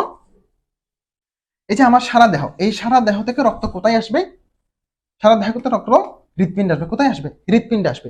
এই হৃৎপিণ্ড থেকে তোমার কোথায় যাবে, ফুসফুসে যাবে, কোথায় যাবে, ফুসফুসে যাবে। এই ফুসফুস থেকে পুনরায় আবার হৃৎপিণ্ডে ফিরে আসবে, এবং এই হৃৎপিণ্ড হতে আবার সারা দেহে আমার যাবে। তাহলে কয়টা ধাপ দেখো তো, সারা দেহ থেকে রক্ত, কার্বন ডাইঅক্সাইড সমৃদ্ধ রক্ত কোথায় আসছে, হৃৎপিণ্ডে আসছে, 1 নম্বর ধাপ। এরপরে হৃৎপিণ্ড হতে সেগুলো কোথায় গেছে, গেছে তোমার ফুসফুসে গেছে, 2 নম্বর ধাপ। এবং ফুসফুস থেকে, ফুসফুস যখন যাচ্ছিল, আমার শরীরে কার্বন ডাইঅক্সাইড সমৃদ্ধ রক্তগুলো হচ্ছে তোমার কি ক্ষতিকর, সেগুলো যখন ফুসফুসে যাবে, সেখানে আমি অক্সিজেন গ্রহণ করার মাধ্যমে রক্তসমূহ পরিবর্তিত হয়ে এসে অক্সিজেন সমৃদ্ধ রক্ত হয়ে আবার কোথায় ফিরে আসবে, এই হৃৎপিণ্ডে ফিরে আসবে। তখন ধাপ কয়টা, 3টা। এখন দেখো হৃৎপিণ্ড থেকে এই সিস্টুলের মধ্য দিয়ে সে সারা দেহে অক্সিজেন সমৃদ্ধ রক্ত পৌঁছাবে, অর্থাৎ ধাপ কয়টা, 4টা ধাপ আমরা পাইছি। ওকে, 2টা অপশন কি, 4 নম্বর। এরপর আসো, মানুষের হৃৎপিণ্ড কয় প্রকোষ্ঠ বিশিষ্ট, একটু করে খেয়াল করো। এ হচ্ছে আমার হৃৎপিণ্ড, হৃৎপিণ্ডের মধ্যে আমাদের কয়টা প্রকোষ্ঠ থাকে, 4টা প্রকোষ্ঠ থাকে। উপর 2টাকে বলা হয় অলিন্দ, নিচের 2টাকে বলা হয় তোমার কি, নীলে, অর্থাৎ আমাদের কয়টা প্রকোষ্ঠ থাকে, 4টা প্রকোষ্ঠ থাকে। হৃৎপিণ্ডের প্রসারণকে কি বলা হয়, এই যে একটা হৃৎপিণ্ড, এই হৃৎপিণ্ড যখন প্রসারিত হবে, যখন তুমি রক্ত যখন এসে জমা হবে, তখন সেটা কি হবে, বড় হবে, মানে প্রসারিত হবে। যখন প্রসারিত হবে তখন সেটাকে বলা হয় তোমার কি, ডায়াস্টোল। আর যখন সংকুচিত হবে তখন সেটাকে কি বলা হয়, সিস্টোল। তাহলে আমাকে কি বলছে, প্রসারণ, তাহলে হৃৎপিণ্ডের প্রসারণকে কি বলে, ডায়াস্টোল বলে। যদি কোনো কারণে শরীরের কোনো রক্তনালিকা বন্ধ হয়ে যায়, এই তোমার রক্তনালিকা, তার মধ্যে যদি কোনো কারণে তোমার চর্বির পরিমাণ যদি বেড়ে গিয়ে রক্তের পরিমাণ যদি তোমার প্রবাহিত নষ্ট হয়ে যায়, তাহলে আমাদের হার্টের ক্ষেত্রে হলে তোমাকে একটা হার্ট অ্যাটাক হবে, আর যদি ব্রেইনে হয় তাহলে সেটাকে আমরা কি বলি, স্ট্রোক বলে থাকি। তাহলে যদি কোনো কারণে শরীরের কোনো রক্তনালিকা বন্ধ হয়ে যায়, তবে কোন সমস্যাটা হতে পারে, হার্ট অ্যাটাক হইতে পারে। এরপরে দেখো, নিচের কোনটি বেশি পরিমাণে থাকা শরীরের জন্য ক্ষতিকর নয়, প্রশ্ন ভালো করে ক্লিয়ার করবা। এটা কোনটি, তুমি যদি মনে করো যে নিচের কোনটি বেশি পরিমাণে থাকা শরীরের জন্য ক্ষতিকর, একটু পর তুমি আনসার দেখা ফেললা, হবে না। তোমাকে ভালো করে খেয়াল করতে হবে যে প্রশ্ন ঘুরে দিচ্ছে, তোমাকে 9 জিজ্ঞেস করছে, 9 মানে কি, ক্ষতিকর, 9 মানে কি ভালো। তাহলে কোনটি ভালো হবে, আমাদের এইচডিএলটা ভালো। কেন, দেখো এইচডিএল মানে হচ্ছে তোমার কি, হাই ডেনসিটি লিপোপ্রোটিন, অর্থাৎ লিপিড এবং প্রোটিনের সমন্বয়ে তোমার কি হয়, লিপিড এবং প্রোটিনের সমন্বয়ে এটা ঘনত্ব যদি বেশি থাকে, তাহলে সেক্ষেত্রে সেটাকে আমরা ভালো হিসেবে দেখব। অর্থাৎ এইচডিএল হচ্ছে আমার শরীরের জন্য ক্ষতিকর নয়, অর্থাৎ ভালো। তাহলে কোনটি ক্ষতিকর, এলডিএল হচ্ছে আমাদের জন্য ভালো নয় বা ক্ষতিকর। এখন আসলে মানুষের দেহে যে লোহিত রক্তকণিকা থাকে, আমাদের দেহে 3 ধরনের কণিকা থাকে লোহিত রক্তকণিকার সাথে অঞ্চক্রিয়। তার মধ্যে লোহিত রক্তকণিকার আয়ু বা সে কতদিন বেঁচে থাকে, সে মাত্র 120 দিন। তোমার এখানে 120 দিন লিখছে, অনেক সময় সেটা মাসে কনভার্ট যদি করে তাহলে কত হবে, কত হবে, 4 মাস হবে। কত হবে, 4 মাস হবে, অর্থাৎ 3 4 12। কোনটি হেপারিন নিঃসৃত করে? বেসোফিল হচ্ছে তোমার হেপারিন নিঃসৃত করে। এই বেসোফিলটা কোন জায়গা থেকে আসছে, আমরা শুরু থেকে বলে আসতেছি এগুলো আমার কোন জায়গা থেকে আসতেছে, যে মনোসাইট, নিউট্রিফিল, ইসিনোফিল, বেসোফিল, এগুলো তোমার শ্বেত রক্তকণিকা থেকে আসছে। কোন জায়গা থেকে আসছে, শ্বেত রক্তকণিকা থেকে আসছে। তাহলে এই যে হেপারিন নিঃসৃত করে কে, বেসোফিল। বেসোফিল হেপারিন নিঃসৃত করে। এবং আরেকটি মেশিন নিয়ে রাখো, সে কেন নিশ্চিত করে, সে নিশ্চিত করার কারণ হচ্ছে আমাদের এই যে রক্ত নালীর মধ্যে দিয়ে রক্ত প্রবাহিত হচ্ছে, তার মধ্যে রক্তগুলো যেন কি না হয়, জমাট না বাঁধে। জমাট বাঁধলে তো তোমার রক্তচাপ অফ হয়ে যাবে, সেক্ষেত্রে হার্ট অ্যাটাক হবে, স্ট্রোক হবে, বিভিন্ন ধরনের সমস্যা হবে। যার কারণে বেসোফিল কি করে, হেপারিন মিশ্রণ করে রক্ত যেন জমাট না বাঁধে। ঠিক আছে, এরপর আসো, রক্তকরণ বন্ধ হওয়ার প্রক্রিয়ার সাথে যুক্ত কোনটি? এটা হবে তোমার প্রোথ্রম্বিন। কি হবে, প্রোথ্রম্বিন। ঠিক আছে, প্রোথ্রম্বিন। দেখো বিষয়টা কি, এই যে দেখো তোমার হাতে একটু করে কাটা লাগছে, ওকে, কাটা লাগলে এখানে ধরো ছিদ্র হয়ে গেছে, তো তার মধ্যে এমন একটি এখানে জালিকা তৈরি হবে, সেখানে এসে তোমার কি, এই যে বাহিরের থেকে রক্তনালী থেকে তোমার রক্ত থেকে অনুচক্রিকা সমূহ এসে এখানে জমাট বাঁধে। এই জায়গাটাকে তোমার কি বলা হয়, এখানে প্রোথ্রম্বিন হিসেবে যুক্ত থাকে। আচ্ছা, এরপর আসো, সর্বজনীন দাতা গ্রুপ মানে কে সবাইকে দিতে পারবে? আমাদের রক্তের গ্রুপ কয়টা, এ, বি, এ বি এবং ও, এই 4টা গ্রুপ আমাদের রক্তের গ্রুপ। এখন এই 4টা গ্রুপের মধ্য থেকে কোন গ্রুপটা সবাইকে দাতা হিসেবে দিতে পারবে, সবাইকে দিতে পারবে, সেটা কে, ও গ্রুপ। কে, ও গ্রুপ সবাইকে দিবে, দিবে সবাইকে দিবে। আর এবি হচ্ছে সবার সব ব্লাড গ্রুপ থেকে সে নিতে পারবে, সেজন্য কি হয়, গ্রহিতা কি হয়, গ্রহিতা হয়ে থাকে। তাহলে সর্বজনীন দাতা হচ্ছে কে, ও গ্রুপ, এবং সর্বজনীন গ্রহিতা কোন গ্রুপ, এবি গ্রুপ। ওকে, দেখো প্রায় 46% মানুষের ব্লাড গ্রুপ কি, দেখো আমরা বেশিরভাগই আমরা ও গ্রুপধারী মানুষের ব্লাড বেশি পেয়ে থাকি। রক্তচাপ নির্ণয়ের যন্ত্র কোনটি? এই যে তোমাকে ডাক্তারের কাছে যাও আর যেখানে যাও না কেন, তোমার যে প্রেসার মেশিন দিয়ে স্টেথোস্কোপ কানে লাগে যেই প্রেসারটা মাপা হয়, সেটা হচ্ছে কি একটি স্পিক মেমোনোমিটার দিয়ে রক্তচাপ নির্ণয় করা হয়। নিচের কোনটি দেহে অ্যালার্জি প্রতিরোধ করে? ইউসিনোফিল হচ্ছে আমাদের দেহে অ্যালার্জি প্রতিরোধ করে। তারপর রক্ত শূন্যতা হয় কখন? কখন রক্ত শূন্যতা আমি ফিল করব? আমার দেহে লোহিত রক্তকণিকা হচ্ছে একটি গুরুত্বপূর্ণ কণিকা। এই লোহিত রক্তকণিকা বা আরবিসির পরিমাণ যদি তোমার দেহে কমে যায়, কি হয়, কমে যায়, সেক্ষেত্রে তোমার কি হবে, দেহে রক্ত শূন্যতা দেখা দিবে, আরবিসির পরিমাণ হ্রাস পায়। তারপর শিরার বৈশিষ্ট্য কি? দেখো আমাদের মহাধমনির মাধ্যমে অনেকগুলো ধমনী আছে, তার মানে মহাধমনির মাধ্যমে সারা দেহে অক্সিজেন সমৃদ্ধ রক্ত যায়। তার মানে আমার শিরার মধ্যে কার্বন ডাইঅক্সাইড সমৃদ্ধ রক্ত প্রবাহিত হয়, এবং তার প্রাচীর হচ্ছে কি, পাতলা। অক্সিজেন সমৃদ্ধ রক্ত বহন করে কে, ধমনী। তাহলে আমার আনসার হবে কত, 1 এবং 2। এরপর আসো, রহমান সাহেব বুকে ব্যথা নিয়ে হাসপাতালে ভর্তি হলে ডাক্তার কিছু পরীক্ষা পর তাকে জানালেন তার হৃৎপিণ্ডের স্পন্দন প্রবাহ উৎপাদন ত্রুটিপূর্ণ। হ্যাঁ, হৃৎপিণ্ড ঠিক মতো কাজ করতেছে না। এছাড়াও তিনি চোখে কি করেন, ঝাপসা দেখেন, এবং রাতে তার ঘন ঘন প্রস্রাব হয়। রহমান সাহেবের উল্লেখিত 2টি সমস্যা নিয়ন্ত্রণের ক্ষেত্রে প্রযোজ্য কি? আমাদের একটা মানুষ সুস্থ থাকা আর অসুস্থ থাকা, আমাদের সবাইকে সুষম খাদ্য গ্রহণ করতে হবে। ঠিক আছে, ওই পিরামিডের ধাপ অনুযায়ী আমাদেরকে খাদ্য গ্রহণ করতে হবে। তো চর্বি ও চিনি জাতীয় খাদ্য কি গ্রহণ করা উচিত হবে? তার এমনিতে তো সমস্যা, তো সেখানে যদি চর্বি আর চিনি জাতীয় খাদ্য খেতে, সে তার অবস্থা খুবই খারাপ হয়ে যাবে। সেক্ষেত্রে আমরা চর্বি এবং চিনি জাতীয় খাদ্য গ্রহণ করতে নিষেধ করব। এবং শৃঙ্খলাপূর্ণ জীবনযাপন, সেটা অসুস্থ হোক সুস্থ হোক সকলের জন্য গুরুত্বপূর্ণ। অর্থাৎ আমার আনসার কি হবে, সুষম খাদ্য গ্রহণ এবং শৃঙ্খলাপূর্ণ জীবনযাপন। এখন আসো, নিচের কোনটি রক্তের সর্বজনীন গ্রহিতা? একটু আগেই বললাম, সর্বজনীন গ্রহিতা হচ্ছে কে, তোমার এবি। সর্বজনীন দাতাকে, সর্বজনীন দাতা হিসেবে কে কাজ করে, ও, এবি। এবার আসো, অধ্যায় 7, অম্ল, ক্ষারক ও লবণের ব্যবহার। কোনটি দুর্বল অ্যাসিড? শুরুতে জিজ্ঞেস করেছে তোমার কি কোনটি দুর্বল অ্যাসিড। তো যে সকল সাধারণত জৈব অ্যাসিড সমূহকে কি বলা হয়? দুর্বল অ্যাসিড বলা হয়। কোন অ্যাসিড? জৈব অ্যাসিড গুলোকে। এখন তো আমি তো জানি না জৈব অ্যাসিড কি, তো আমরা কিভাবে বুঝবো জৈব অ্যাসিড কোনগুলা? যে সকল অ্যাসিড সমূহের মধ্যে তুমি কার্বন দেখতে পাবা, অক্সিজেন দেখতে পাবা, হাইড্রোজেন দেখতে পারবা, তারা হচ্ছে সাধারণত জৈব অ্যাসিড। আমি কতগুলো জৈব অ্যাসিডের নাম লিখতেছি, সেগুলো একটু খেয়াল করো। বা দুর্বল অ্যাসিড, কি অ্যাসিড? দুর্বল অ্যাসিড। শুরুতে লিখলাম CH3COOH, এটি একটি কি জৈব অ্যাসিড এবং দুর্বল অ্যাসিড। 2 কার্বনিক অ্যাসিড H2CO3 হচ্ছে তোমার কি দুর্বল অ্যাসিড। তাহলে দেখো তোমার অপশনে কি আছে? নাইট্রিক অ্যাসিড আছে, তার মধ্যে তোমার N আছে, তার মানে নিশ্চয়ই সে কি হবে না? দুর্বল অ্যাসিড হবে না। অর্থাৎ শুরু আরেকটা বিষয় হচ্ছে কি দুর্বল অ্যাসিড কোনগুলো? যেগুলো হচ্ছে তোমার পানিতে আংশিক পরিমাণ বিজিত হয়।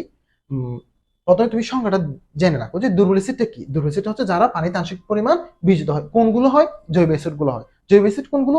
যার মধ্যে কার্বন, হাইড্রোজেন, অক্সিজেন বিদ্যমান থাকবে, তাদেরকে আমরা জৈব অ্যাসিড বলতে পারবো। সেক্ষেত্রে আমরা দুইটা উদাহরণ দেখলাম কি, একটা হচ্ছে ইথানোয়িক অ্যাসিড।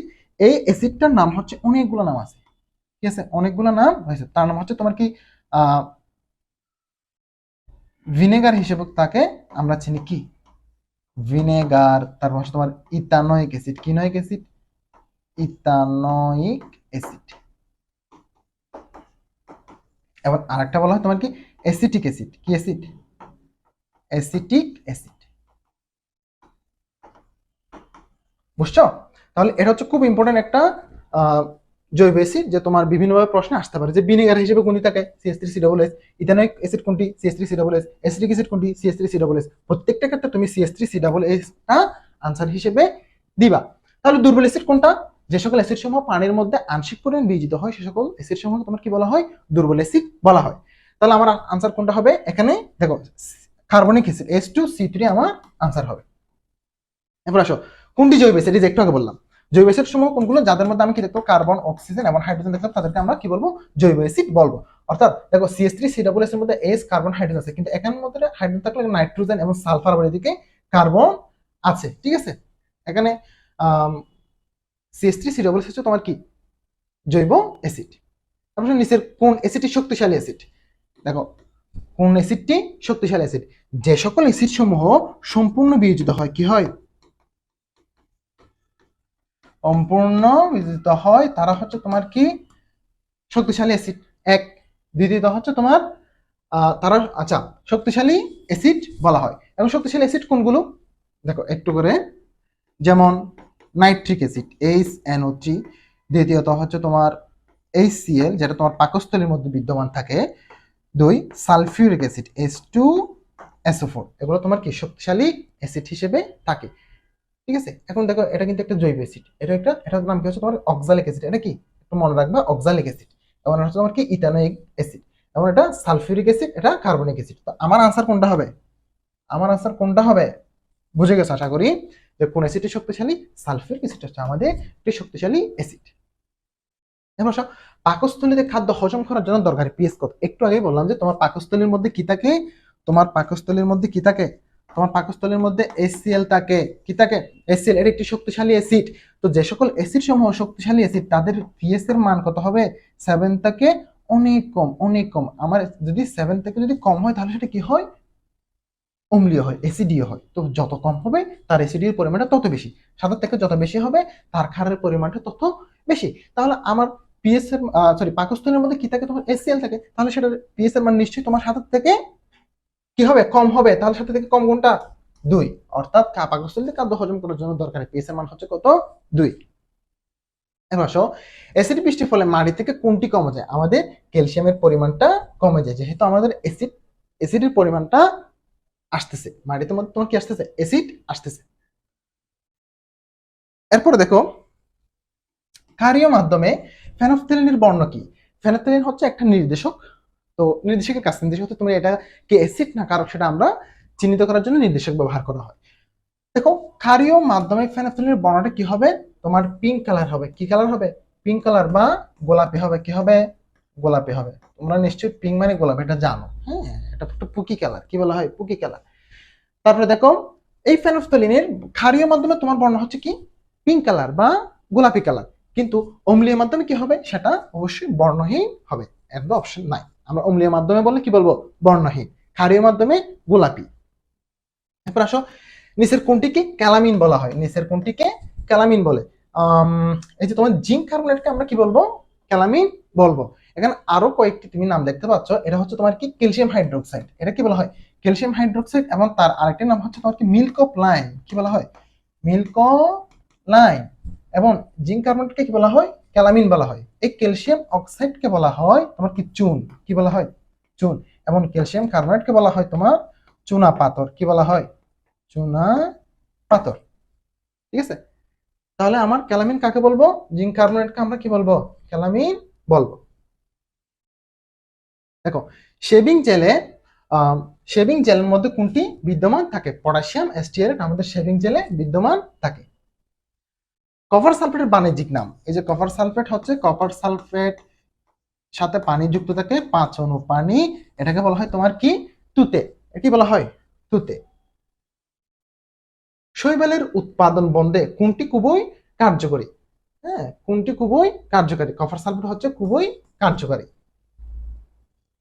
কোনটি পানিতে আংশিক বিজিত হয়, দেখো কোনটি পানিতে আংশিক বিজিত, আংশিক বিজিত হয় কোনগুলো, যেগুলো দুর্বল অ্যাসিড, যেগুলো কি দুর্বল অ্যাসিড, সেগুলো পানিতে আংশিক বিয়োজিত হয়। তো দুর্বল অ্যাসিড কোনগুলো, যেগুলো জৈব অ্যাসিড, যেমন তোমার CH3 COO এর সময় তোমার কি দুর্বল অ্যাসিড বা আংশিক পরিমাণ বিয়োজিত হয়। সেটা আরেকটা নাম কি ছিল, এই যে দেখো আমি শুরুতে কিন্তু নাম 3টা নাম লিখছিলাম, ভিনেগার, অ্যাসিটিক অ্যাসিড এবং ইথানোয়িক অ্যাসিড। আমরা এটা কি অ্যাসিটিক অ্যাসিড, কি হবে অ্যাসিটিক অ্যাসিড।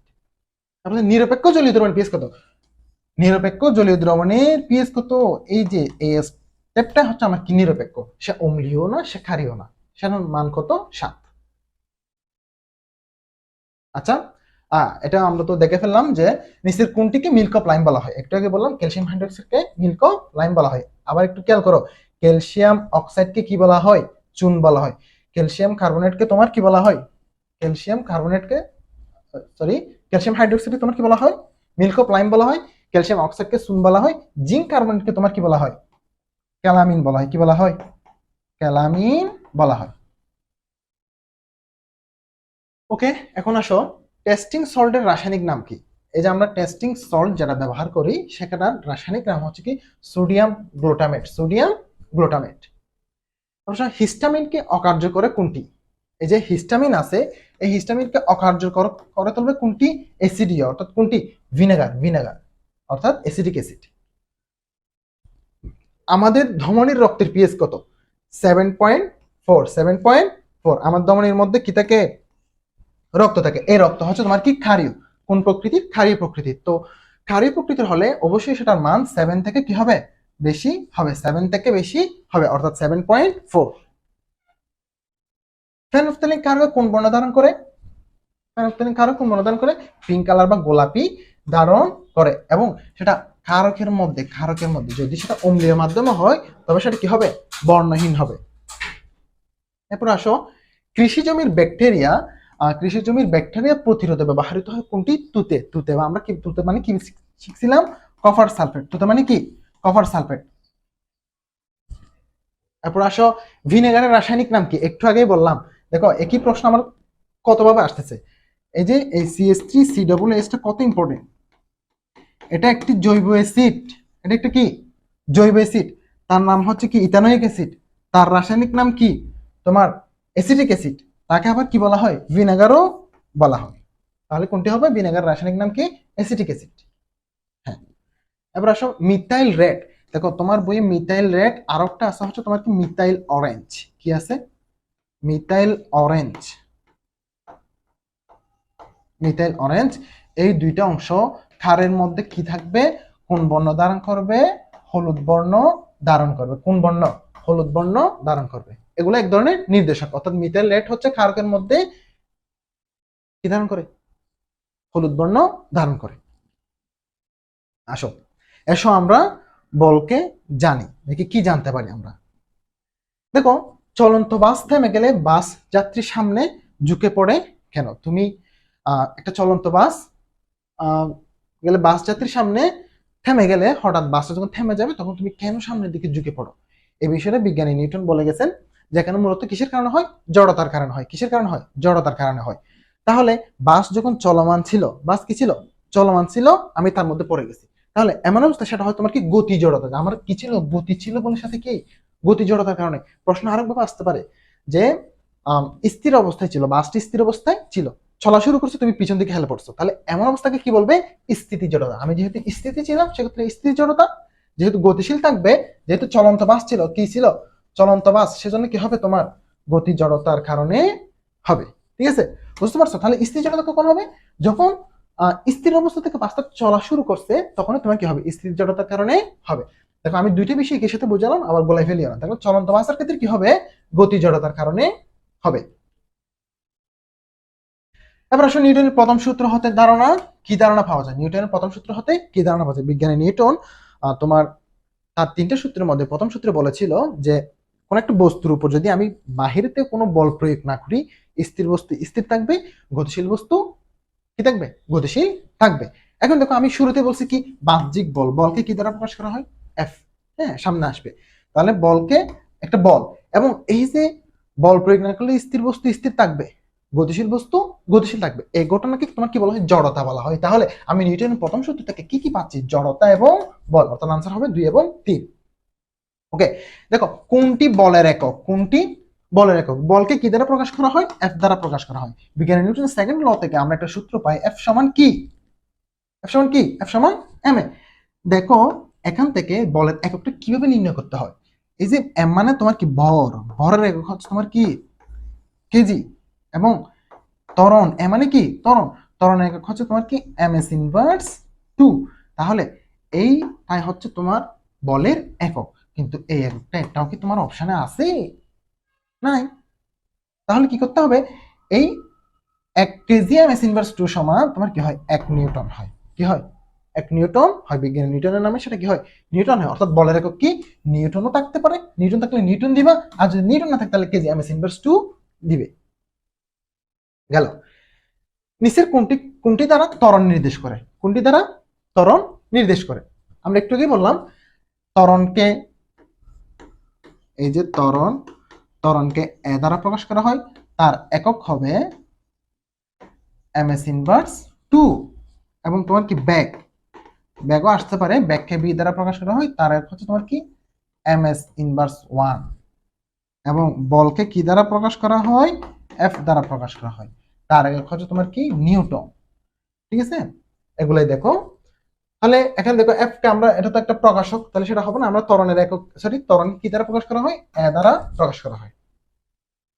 এবার সব বলের একক কি? এই যে আবার আসছে, বলের একক হচ্ছে তোমার কি নিউটন। তারপর দেখো 120 কেজি বড়ের একটি রিক্সা 5 এম এস ইনভার্স 1 সমবেগে চললে তার ভরবেগ কত? কি চাইছে? একটু ভালো করে খেয়াল করো, কি চাইছে আমার থেকে? ভরবেগ।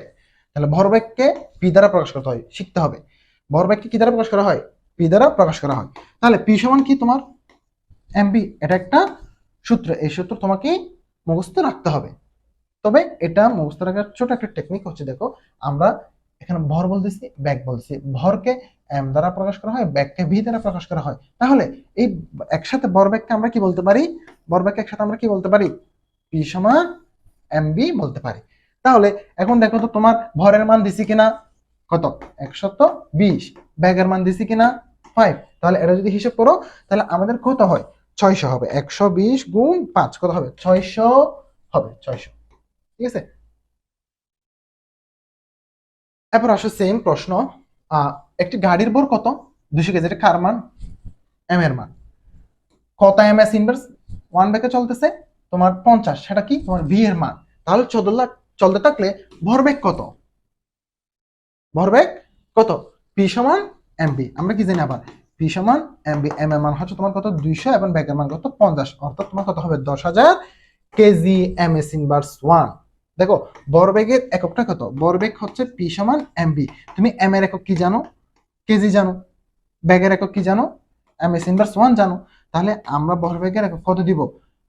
KG m s inverse 1। দেখো তোমাকে অপশনে এমনও থাকতে পারে, ধরো দেখি তোমার ও নাম্বার অপশন আছে, কথার কথা ধরো যে 10,000 কেজি এম এস ইনভার্স 2। তো তুমি এটাও তো আছে, এটাও তো আছে, কোনটা দাগাবো? খেয়াল না? তাহলে তোমাকে অবশ্যই মনে রাখতে হবে, এককটা অবশ্যই তোমাকে মনে রাখতে হবে যে আমাকে ভরবেগের একক কি ছিল, এমএস ইনভার্স 1 ছিল। কি ছিল? MS inverse 1। তাহলে এটা কি হবে? হবে না, এই অপশনটা হবে না। আমার কি হবে? এমএস ইনভার্স 1 হবে, এমএস ইনভার্স 1 হবে। আচ্ছা, 30 কেজি ভরের কোনো বস্তুর উপর 75 নিউটন বল প্রয়োগ করলে ত্বরণ কত হবে? আর কি কি মান দিছে একটু করে খেয়াল করি। আমাকে 30 কেজি ভর দিছে, তাহলে আমি এম এর মান দিছে। নিউটন, দেখো আমি এটা কার মান আমি কেমনে চিনবো? দেখো 75 নিউটন বল বলছে, বল দেখো একবার চিনতে পারি যে এটা এফ এর মান। কার মান? এফ এর মান। আর একটু চিনতে পারি যে 75 নিউটন বলছে, নিউটন কার একক? বলের একক। তার মানে নিশ্চয়ই এটা কার মান? এফ এর মান। তাহলে কি কি দিছে? একটা এফ দিছে, একটা এম দিছে। কি কি বের করতে বলছে? ত্বরণ বের করতে বলছে। তাহলে তুমি শুরুতে জানো কি এফ সমান এম এ। তাহলে আমার কার মান? এ সমান ঐকিক নিয়মে এ সমান কি হবে তোমার? F divided by m. F কত? তোমার এফ এর মান আসছে তোমার 75 এবং এম এর মান আসছে হচ্ছে 30। তাহলে ভাগ করলে কত হবে? 75 ভাগ 2.5। দেখো এখানেও সেম, তোমাকে ত্বরণের এককটা মনে রাখতে হবে।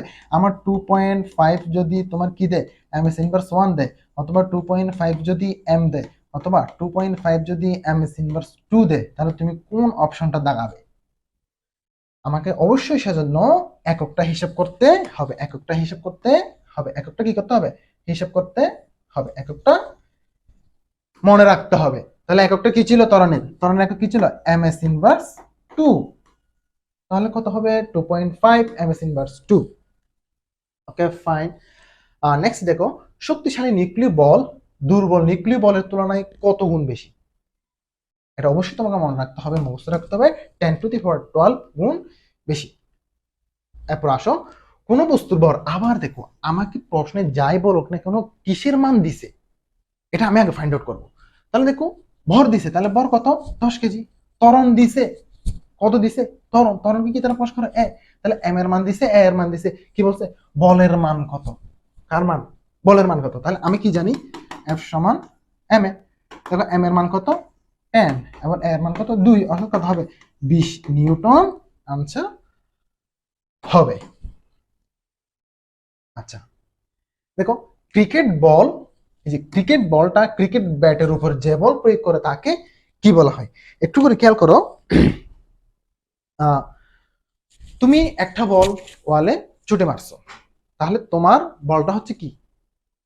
ক্রিয়া বল। এবং ওয়াল যে তোমাকে বলটা বা তোমার হাতে ফিরিয়ে দিছে সেটাকে বলা হচ্ছে তোমার কি? প্রতিক্রিয়া বল। কি বল?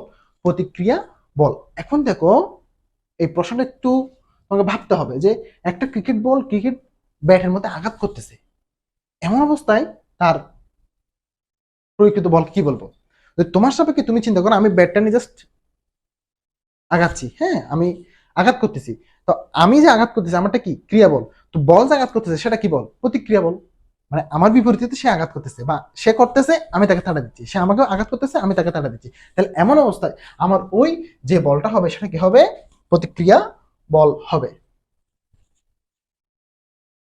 ঠিক আছে, এবার আসো, একটি জয় একটি মার্বেলকে মাটিতে গড়িয়ে দিয়ে এর দূরত্ব পরিমাপ করলো। একই মার্বেল সে আবার তাদের পাকা মেঝেতে, কি মেঝে?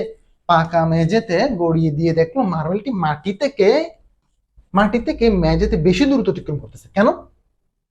কেন? এটার কারণ কি হইতে পারে? দেখো আমার এই একটা তল, এই একটা তল, এই তলের মধ্যে যেমন ধরো যে কি একটু কি আছে, কাঁচ কাটা আছে বা একটু অনেকগুলা মাটি বা খাদা মাটি, আর এটা হচ্ছে একদম মসৃণ ক্লিন, নিট অ্যান্ড ক্লিন একটা মসৃণ তল। এখন দেখো এই জায়গার মধ্যে একটা বস্তু যেতে যে পরিমাণ কষ্ট হবে, এখানে তার চেয়ে কম পরিমাণ কষ্ট হবে। কেন বলতেছি?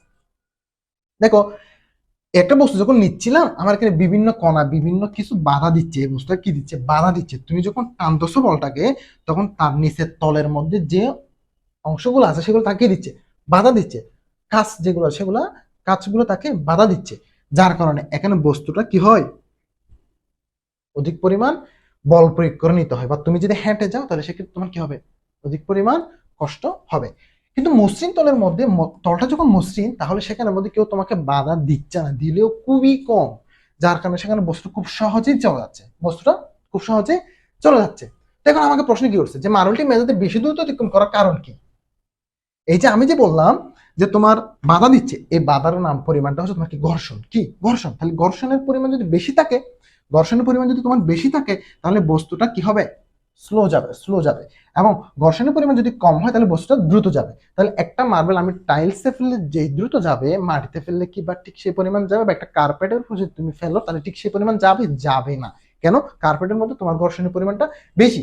তাহলে দেখো তার অপশনের মধ্যে কি কি আছে? মেঝেতে ঘর্ষণ কম বলে মার্বেলটা দ্রুত যাচ্ছে, ঠিক কিনা? দেখো মেঝেতে ঘর্ষণ নাই বলে মার্বেলটা দ্রুত যাচ্ছে, এবং মেঝে কি বেশি পরিমাণ মসৃণ বলে মার্বেলটা গড়িয়ে যাচ্ছে, ঠিক আছে? তাহলে এই দুইটা অপশনই হচ্ছে আমার আনসার। মার্বেলের ভর বেশি, দেখো এখানে ভরের কোনো বিষয় না, ভরের কোনো বিষয় না, আমার তলটা বিষয়। দেখো সে একবার পাকা মেঝেতে রাখছে আর একবার মাটিতে রাখছে, তাহলে মাটি থেকে পাকার মেঝেতে তোমার দ্রুত যাচ্ছে কেন? এটা হচ্ছে কি তার ঘর্ষণের পরিমাণটা পাকা মেঝেতে কম, ঠিক আছে? ঘর্ষণের পরিমাণটা কম এবং মসৃণ বেশি, এটাই বুঝতে আশা করি। এরপর আসো প্রয়োজনীয় উপদ্রব কোনটি। কি প্রয়োজনীয় উপদ্রব কোনটি? কোনটি আমাদের জন্য খুব বেশি প্রয়োজন? তুমি দেখো এই একটা বস্তু যেখানে স্থির অবস্থায় আছে, হ্যাঁ, তার নিচে যদি ঘর্ষণটা না থাকতো সে কখনো থেমে থাকতে পারতো না। আমি যদি আমার পায়ের নিচে যদি ঘর্ষণ না থাকতো আমি পিছলে পড়ে যেতাম। তাহলে আমার ঘর্ষণের পরিমাণটা যদি না থাকে তাহলে কোনো বস্তু কখনো ঠিকঠাক মতো থাকবে না। সেজন্য আমার একটি প্রয়োজনীয় উপদ্রব হিসেবে কি থাকবে? ঘর্ষণ থাকবে। অভিকর্ষ কি? দেখো আমরা সবাই অবস্থান করতেছি কোথায়? আমরা কোথায় অবস্থান করি? আমরা পৃথিবীর পৃষ্ঠে অবস্থান করি। পৃথিবীর কেন্দ্র, এই যে আমি পৃথিবীর পৃষ্ঠে, আমি পৃথিবীর কেন্দ্র, এখানে পৃথিবী আমাকে কি করতেছে? টানতেছে। আমাকে যেই বলে টানে সেটাকে আমাদের কি বলা হয়? মধ্যাকর্ষণ বল বলা হয়। সে আমাকে এটা টানতেছে, কি দিচ্ছে? বল দিচ্ছে। ওই বলের পরিমাণটা কি? মধ্যাকর্ষণ বল। কি বল? মধ্যাকর্ষণ বল। অর্থাৎ অভিকর্ষ মানে কি? মধ্যাকর্ষণ বল। অভিকর্ষ বলতে আমাদেরকে পৃথিবীর পৃষ্ঠ থেকে পৃথিবীর কেন্দ্র আমাকে যে বলে টানে সেটাকে অভিকর্ষ বল বা মধ্যাকর্ষণ বল বলা হয়। তারপর আসো, তরল বা বায়বীয় পদার্থের ভেতর দিয়ে যাওয়ার সময় যে ঘর্ষণ বল অনুভূত হয় তাকে কি বলে? দেখো এটা একটা কি তোমার পানি, এটা তোমার পানি। তো পানির মধ্যে একটা বুলেটটা যখন যাচ্ছিল, একটা বুলেট যখন যাচ্ছে সে প্রবাহিত হচ্ছে না, পানির মধ্যে প্রবাহ হচ্ছে, সেজন্য সেটা কি বলা হয়? প্রবাহী ঘর্ষণ, ঠিক আছে? এরপর আসো জীব প্রযুক্তি। দেখো জীবদেহের একক কি? আমাদের একটা দেহ গঠন হচ্ছে, কোষ থেকে কোষান্তরে আমাদের হয়ে দেহ গঠন হচ্ছে, অর্থাৎ মাইটোসিস প্রক্রিয়া কোষ বিভাজিত হয়ে একটা সুগঠন দেহ গঠিত হয়। তো এই জীবদেহটার গঠন প্রধান একক হচ্ছে তোমার কি? কোষ। কোষ না থাকলে কখনো জীবদেহটা গঠন হতো না। এবার আসো কোষ বিভাজনে ক্রোমোজোম স্পষ্ট দেখা যায় কোন দশায়? দেখো ক্রোমোজোমের মধ্যে অনেকগুলো ধাপ রয়েছে, prophase, prometaphase, metaphase, anaphase, telophase. তাহলে এই ধাপগুলোর মধ্যে কোন দুইটা ধাপের মধ্যে তুমি তাকে স্পষ্ট দেখতে পাবা? হ্যাঁ, প্রোফেস এবং মেটাফেস ধাপে। কেন? একটু করে দেখো, প্রোফেস ধাপ হচ্ছে একদম শুরুর ধাপ। এই ধাপের মধ্যে সবকিছু তোমার কি কাজ শুরু হয় এবং ক্রমান্বয়ে সেগুলো হ্রাস পায়। সেক্ষেত্রে আমি প্রোফেস ধাপে আমার ক্রোমোজোমগুলোকে অবশ্যই দেখতে পাবো। দ্বিতীয়ত মেটাফেস ধাপে হচ্ছে তোমার কি? সর্বোচ্চ খাটো এবং মোটা হয়। কি হয়?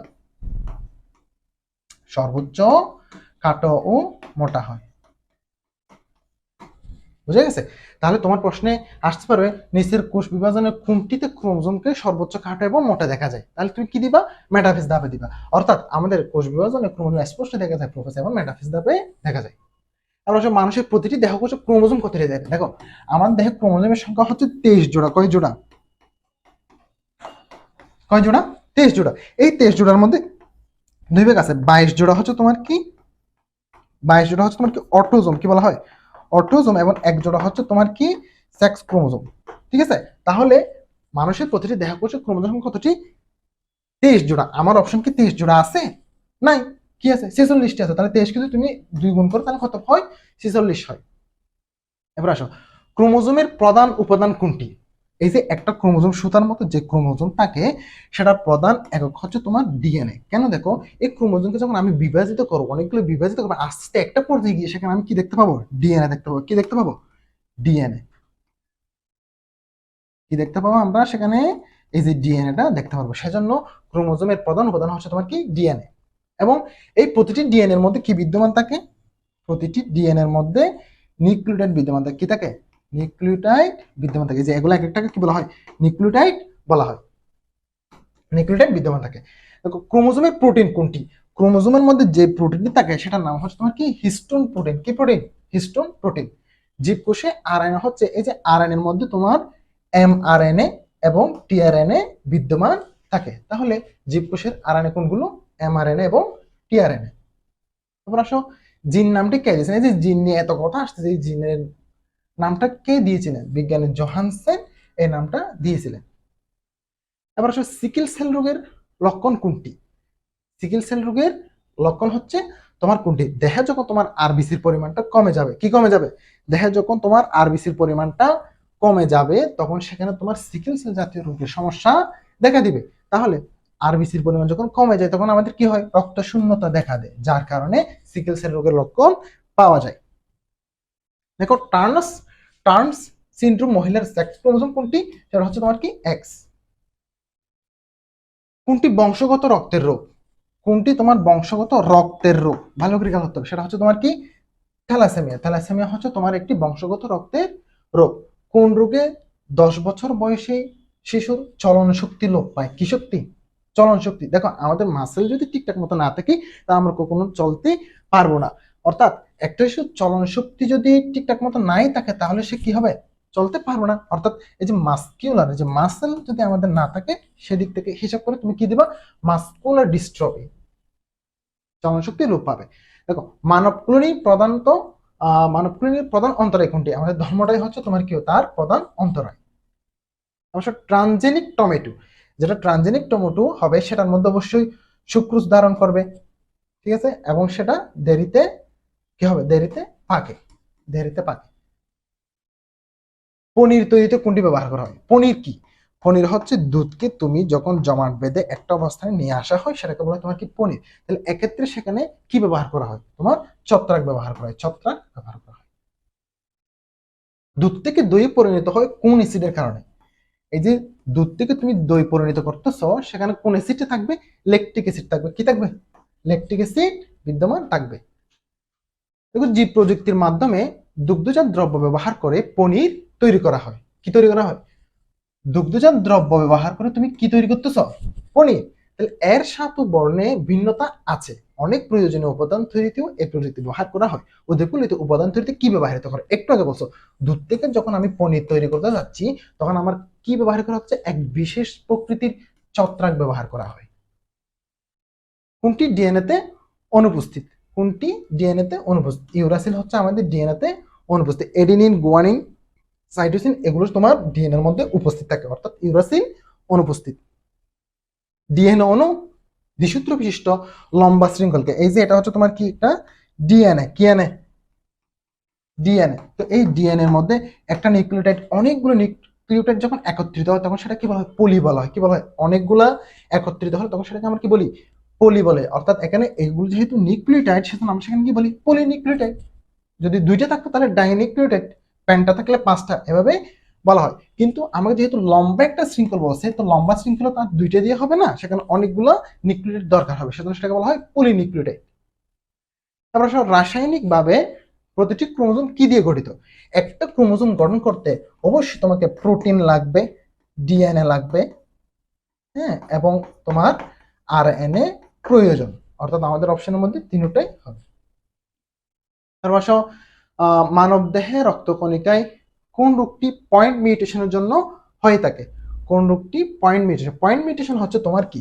পয়েন্ট মিউটেশন বলতে কি বোঝাচ্ছে? যে আমার ডিএনএ আছে, এই ডিএনএ এর মধ্যে যে নিউক্লিওটাইড আছে, নিউক্লিওটাইডের কোন একটা অবস্থানে যদি তার অসুবিধা হয় বা ঠিকঠাক মতো কাজ যদি না করে তখন সেটাকে পয়েন্ট মিউটেশন বলা হয়। সেক্ষেত্রে সেটি রক্তকণিকে কি ধরনের রোগ সৃষ্টি করে? সেটি আমাদের সিকেল সেল রোগ সৃষ্টি করে। এরপর মানুষের 21তম ক্রোমোজোম, আমাদের প্রায় 46টি ক্রোমোজোম রয়েছে, তার মধ্যে 21তম ক্রোমোজোম যখন নন জাংশন হয় তখন সেটার ফলে কোন রোগটি হতে পারে? ডাউন সিনড্রোমে রোগ হতে পারে। দেখো, সেক্স লিঙ্ক জিনের কারণে কত স্থান থেকে অবিরাম রক্তকরণ হবে? এই যে কি, একটু ভালো করে খেয়াল করবা, অবিরাম রক্তকরণ সেটা বন্ধ করার মতো পরিস্থিতি থাকে না, তাহলে সেটা রোগটি কি বলা হয়? হিমোফিলিয়া বলা হয়। কি বলা হয়? হিমোফিলিয়া রোগ বলা হয়। নিচের কোনটি স্ববিভাজনে সক্ষম? অর্থাৎ নিজে নিজে সে বিভাজন করতে সক্ষম, নিজে নিজে বিভাজন করে সে বৃদ্ধি পাবে, সেক্ষেত্রে সেটা কি বলা হয়? স্ববিভাজনে সক্ষম। কে? প্লাজমিড হচ্ছে তোমার স্ববিভাজনে সক্ষম। মানুষের অন্ত্রে বসবাস করে একটি গুরুত্বপূর্ণ ব্যাকটেরিয়ার নাম হচ্ছে তোমার কি? ইকোলি বা ইকোলাই। একই কোষের অসংখ্য একই রকম কোষ সৃষ্টি করাকে, মানে একটা কোষ, এই কোষ থেকে আমি একই রকম কোষ সৃষ্টি করতেছি, সেটাকে বলা হয় কি তোমার ক্লোনিং বলা হয়। এখন কি ধরনের ক্লোনিং? যেহেতু আমি সেল থেকে, মানে সেল তো যেহেতু কোষ, তাহলে কোষ থেকে কোষ পাচ্ছি, তাহলে সেটা কি বলা হয়? সেল ক্লোনিং বলা হয়। ঠিক আছে, দেখো ক্লোনিং কত প্রকার? ক্লোনিং হচ্ছে সাধারণত তোমার 3 প্রকার, অনেক প্রকার আছে, তার মধ্যে মেইনলি 3 প্রকার। সুপার রাইস, সুপার রাইস কোন ভিটামিন সমৃদ্ধ? ভিটামিন এ থেকে আমরা সুপার রাইস সমৃদ্ধ পেয়ে থাকি। পতঙ্গ নিয়ন্ত্রণে, পতঙ্গ নিয়ন্ত্রণে একটি এসআইটি এর ব্যাপক প্রচলন রয়েছে, অর্থাৎ পতঙ্গ নিয়ন্ত্রণ আমরা যে কিটগুলো ব্যবহার করা হয় সেগুলোর প্রচলন কোন দেশে সবচেয়ে বেশি রয়েছে? কি এসআইটি এর প্রচলন ব্রাজিলের মধ্যে, সেটার প্রচলনটা সবচেয়ে বেশি। ইন্টারফেরন কোন রোগের চিকিৎসায় ব্যবহার করা হয়? হেপাটাইটিসের ক্ষেত্রে ইন্টারফেরন রোগের চিকিৎসা ব্যবহার করা হয়।